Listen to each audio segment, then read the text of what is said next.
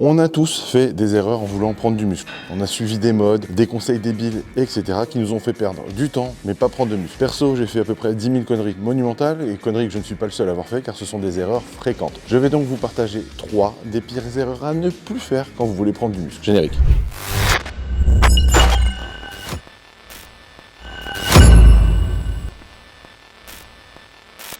Bonjour à tous, je suis Bika, soyez bienvenus sur ma chaîne YouTube. Avant toute chose, je vous laisse, comme d'habitude, vous abonner à cette chaîne, liker cette vidéo, la partager, laisser des commentaires, etc. Vous connaissez la visibilité, blablabla, blablabla, blablabla. Je vous invite aussi à venir voir mes offres de coaching, mes plans alimentaires et d'entraînement et ma gamme de compléments alimentaires en cliquant sur un des liens dans la barre de description ci-dessous. Allez, c'est parti pour cette vidéo. Erreur numéro 1, surconsommer des glucides. Et oui, c'est une erreur fréquente et facilement compréhensible. Déjà, parce que les glucides, c'est généralement quelque chose d'agréable et facile à manger, et on va plus facilement se diriger vers une bonne assiette de pâtes que vers des escalopes de poulet. Mais aussi parce que manger beaucoup de glucides, ça fait monter le poids sur la balance très rapidement, et c'est en réalité ce qu'on veut voir quand on est en prise de masse. Malheureusement, le poids qu'on prend de par la surconsommation de glucides, dans le cadre d'une prise de masse, c'est pas du muscle, c'est beaucoup de gras. En prise de masse, en commençant avec un surplus calorique de 10% en plus par rapport à vos besoins caloriques journaliers, consommez 1,8 à 2,2 grammes de protéines par kilo de poids de corps par jour, 1 gramme de lipides par kilo de poids de corps et par jour, et comblez simplement le reste de vos calories avec des glucides. Si vous ne prenez pas de poids, montez les calories. Si vous prenez majoritairement du muscle et que votre taux de graisse ne bouge pas ou peu, ne touchez à rien, et si vous prenez trop de gras, montez légèrement les protéines aux dépens des glucides et voyez comment votre corps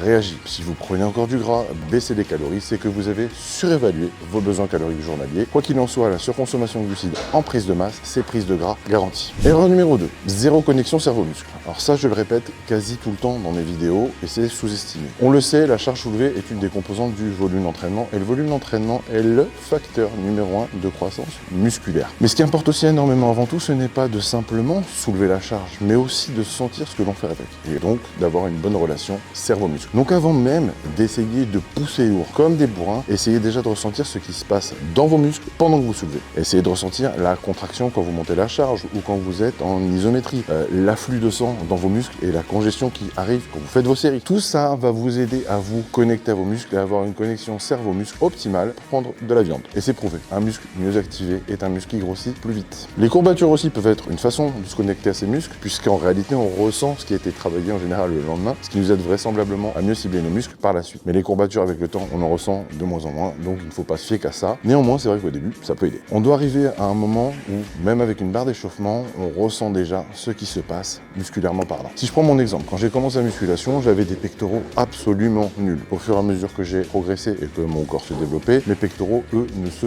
développaient pas. Et c'était tout simplement parce que je ne pensais qu'à la charge et pas à ce que je ressentais quand je les travaillais. Et du jour où j'ai baissé mes charges et où je me suis focalisé sur la connexion cerveau-muscle, deux choses se sont passées. Non seulement mes pecs ont commencé à se développer très vite, mais en plus j'ai pris énormément de force et rapidement. Et pour les mauvaises langues, je parle bien sûr de l'époque où j'étais encore naturel. Vous devez absolument établir cette connexion cerveau-muscle si vous voulez développer votre masse musculaire. Troisième erreur, ne pas faire de bilan de santé. S'entraîner avec un système hormonal défaillant, c'est comme remplir un seau d'eau percé. Ça ne sert à rien ou pas à grand chose. Vous pourrez faire tous les efforts du monde à la salle, si votre profil hormonal n'est pas optimal, alors rien ne marchera, ou alors vraiment au ralenti. Pour construire du muscle et perdre du gras, il faut que tout fonctionne. Taux de testostérone et d'œstrogène optimaux, thyroïde qui fonctionne correctement, sensibilité à l'insuline correcte, etc.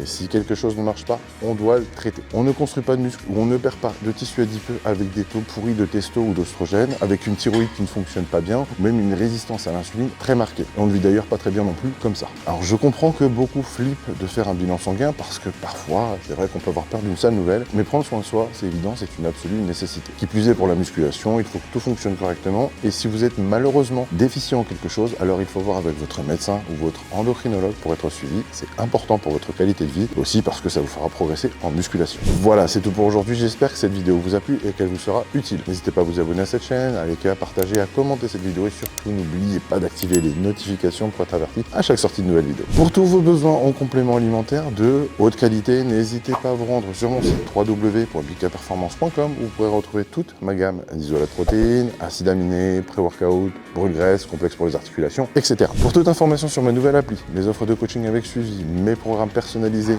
de diète et d'entraînement, retrouvez-moi sur mon site www.bikacoaching.com. Retrouvez-moi aussi sur Instagram, TikTok et Snapchat où je vous partage des conseils absolument tous les jours et mon quotidien sous le pseudo Bika-coach. Je vous dis à très bientôt pour une nouvelle vidéo.